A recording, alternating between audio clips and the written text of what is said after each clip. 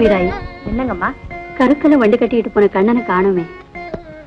தம்பி எங்கேயாவது உட்காந்து புல்லாங்குழல் ஊதிட்டு இருக்கோ என்னமோ.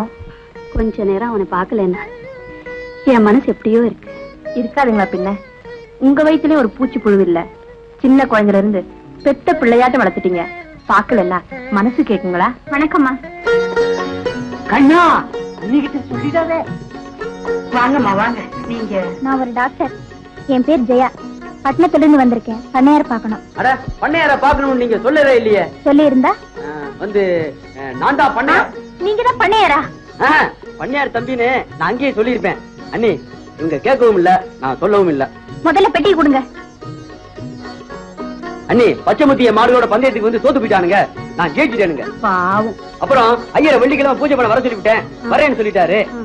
புள்ளவங்களை வாசிக்க சொன்னாரு. நான் வாசிக்காம வந்துட்டேன். அப்புறம் இவங்களை வண்டியில ஏற சொன்னேன். ஏற மாட்டேன்னு சொல்லிட்டாங்க. சரி சரி, போய் சாப்பிடு தம்பி. ஏமா, இது பிறக்கும் போதே கால் இப்படித்தான் இருந்ததா? ஆமாம்மா, கடவுள் இவனை மட்டும் இப்படி செஞ்சுட்டாருன்னு எனக்கு ரொம்ப கவலையா இருக்கு. அண்ணி, என்ன தம்பி இது? உள்ள உட்கார்ந்து சாப்பிடக்கூடாது? அது எப்படி அண்ணி? நீங்க உருண்டை பிடிச்சு கொடுக்காம நான் எப்படி சாப்பிடுறதா? தம்பிக்கு சின்ன வயசுல இருந்தே இப்படி ஒரு பழக்கம். அது பெரிய ஆளாய் கூட விட மாட்டேங்குது. ஏமா, நீங்களும் வாங்க, கொஞ்சம் சாப்பிடுங்க. பரவாயில்லம்மா, ஆத்துல போய் குளிச்சுட்டு வந்துட்டு அப்புறமா சாப்பிடுறேன். பிராய், கூட போயிட்டு வாமா.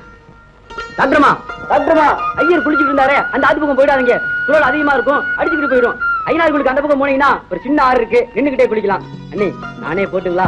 நீ போக கூடாது தம்பி. அம்மா, தம்பி கூட போறதும் ஒரு குழந்தை கூட போறதும் ஒண்ணுதானுங்களே.